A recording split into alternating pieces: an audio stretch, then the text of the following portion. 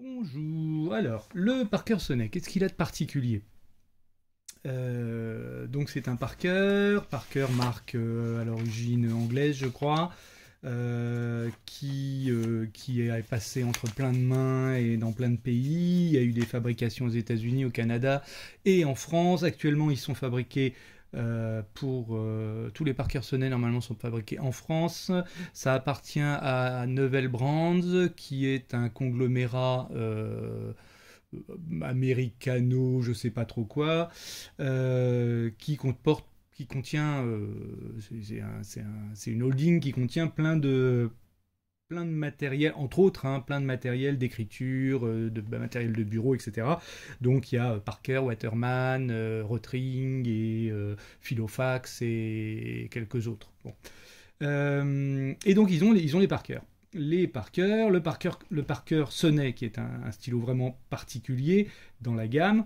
C'est pas le plus haut de gamme, hein. Ils ont le Duofold au-dessus, mais qu'est-ce qu'il a de particulier? C'est que c'est le successeur du 75, qui était le successeur du 45. C'est un stylo qui a une vraie histoire, et ça fait qu'il a un équilibre en main, une tenue en main, un équilibre, hein, c'est vraiment le mot qui va avec, euh, qui est vraiment parfait. C'est moins le cas maintenant, mais pendant très longtemps, pendant une dizaine d'années, voire 20 ans, c'était de loin le stylo le plus copié par les Chinois, avec les Lamy Safari, mais ça c'était des vraies copies, hein, parce que ceux-là ils sont protégés d'un point de vue copyright, je crois, sur toute la planète. Donc, quand les Chinois font un faux Parker Sonnet, c'est un faux. Quand ils font un Lamy Safari, ce n'est pas vraiment un Lamy Safari, les cotes ne sont pas les mêmes et le Safari n'a pas été protégé, si j'ai bien suivi, en Chine. Donc, c'est juste un truc qui ressemble à un Safari. Quand ils font des sonnets, ce sont des vrais faux sonnets. Un sonnet, alors ça, c'est des collections spéciales. Great Expectations, je crois, ça s'appelait. C'est une ancienne collection. Et ça vaut peut-être 250 euros. C'est les modèles en plume or. Il y a des modèles plus bas de gamme dans le sonnet qui sont en plume acier, qui sont moins chers, mais ça vaut quand même autour de 100 euros ou plus. Les Chinois, ils vendent ça pour 10-15 euros maximum. Ils font des copies. Alors, j'en ai pas essayé, je ne sais pas ce qu'elles valent. Euh, le fait est que ceux-là, ils sont excessivement bien finis. On peut l'espérer, hein, pour ce genre de tarifs. Alors, il y en a un autre que je voulais vous montrer qui est en plume acier et qui est tout noir, qui est très joli. Et malheureusement, je ne sais pas où il est, je ne l'ai pas retrouvé. Des choses qui arrivent. Et alors, je viens de me rendre compte, hein, la dernière fois que je l'avais vu, qu'il y avait une petite fissure dans ce qui recouvre le corps du stylo. Vous voyez, le corps du stylo, il est métallique.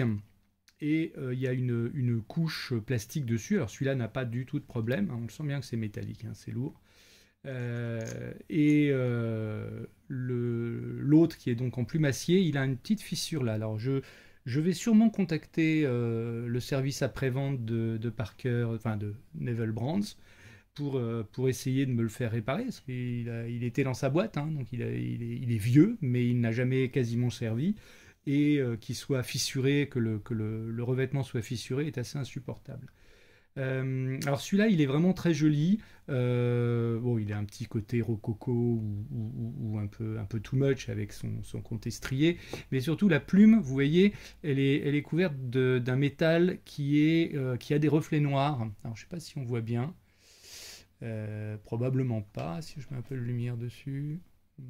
Vous me direz si vous avez vu quelque chose. Donc, en vrai, on voit des espèces de petits reflets un peu noirs. C'est du ruthénium, je crois, ou quelque chose comme ça, euh, qui est un métal du même genre que les métaux qu'on utilise pour les pointes de stylo. Donc, ils sont assez difficiles à travailler. Et voilà. Bon, quoi dire? Ça tient super bien en main. C'est une section en métal, mais brossée, donc qui ne glisse pas du tout. Ça c'est une plume moyenne. Euh, Vous voyez, ça écrit quand même assez large. Je ne sais pas si vous voyez bien. Avec de la lumière, vous voyez sûrement mieux. Hop. Donc voilà, donc bon, quoi dire, il est fourni avec des cartouches, il est fourni avec un convertisseur, il fonctionne très bien si vous l'utilisez au moins 2-3 fois par semaine. Si vous le laissez 2-3 semaines sans l'utiliser, il sera sec. La plume sera sèche, il faudra la réhumidifier parce qu'ils ils sont ouverts, ils ne sont pas fermés. Ici, il y a un peu d'air qui veut passer. Euh, et je souffle dedans, je crois qu'on entend bien. Contrairement au stylo japonais qui cherche à obtenir une étanchéité pour que la plume ne sèche pas, que l'encre ne sèche pas, euh, Parker Waterman ne le fait pas du tout, ne le fait plus du tout ça, ou je ne sais pas s'ils l'ont fait à une époque. Et donc la plume, si on ne l'utilise pas, sèche. Là, ça fait peut-être 2 jours que je ne l'avais pas utilisée, elle n'est pas sèche, hein, donc il n'y a aucun problème. Ça écrit très bien, la plume est très douce, il n'y a pas de souplesse du tout, hein, c'est raide comme l'as de pique, et c'est assez sympa. Sur des papiers de moins bonne qualité, il continue à écrire aussi bien, mais il a un petit côté assez chantant, hein, il gratte un peu, je ne sais pas comment on peut dire ça. Ce qui est pas gênant, hein, franchement. C'est un excellent stylo, un très joli stylo.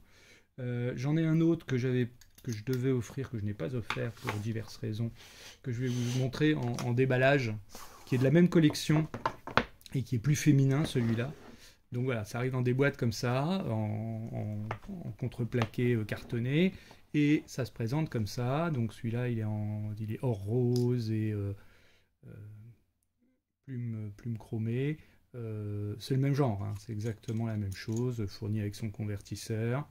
Euh, Très joli convertisseur. Dessous, il y a 2 cartouches et le manuel. C'est comme ça que ça se présente quand vous le recevez. Ceux-là, ils ont été achetés directement chez Parker Waterman. Donc, et je vous dis, ça vaut quand même un peu cher pour ce que c'est. J'ai eu un bon prix, mais au plein tarif, c'est assez déraisonnable. Euh, bon, voilà, c'est le Parker Sonnet. Je vous avais promis de vous en faire un petit topo.